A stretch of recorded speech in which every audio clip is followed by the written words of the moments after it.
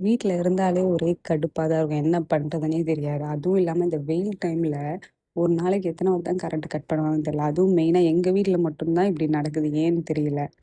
So நானே morning ஏந்திச்சிக்கும்போதே ஒரு 10 times கிட்ட வந்து கரண்ட் போயிட்டு வந்துடுச்சு. அதுக்கப்புறம் சரி வாஷிங் மிஷின் துணி போட்டிருந்தாங்க. சரி அதாவது காய வச்சுட்டு வந்துடலாம். அதுக்குள்ள கரண்ட் வந்துரும் அப்படின்னு வந்தா, வந்த கரண்ட் திரும்பியும் போயிடுச்சு. செம்ம டென்ஷன் ஆயிடுச்சு. அதுக்கப்புறம் திரும்பி கரண்ட் வந்துச்சு. சாப்பிட்டேன்.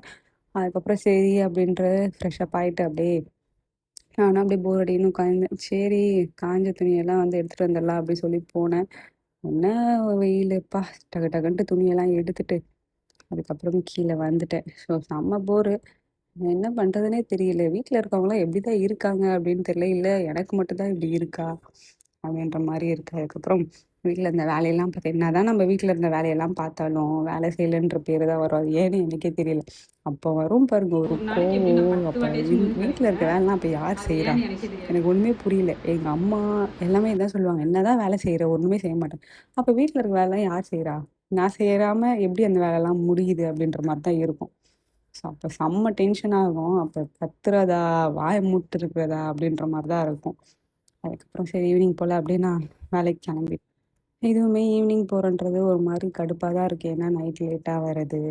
ஸோ அந்த மாரி இருக்கு. ஸோ நைட்டு வீட்டுக்கு வந்துட்டு அப்படியே ஒரு Netflixல மூவி பார்த்து முடிச்சாச்சு.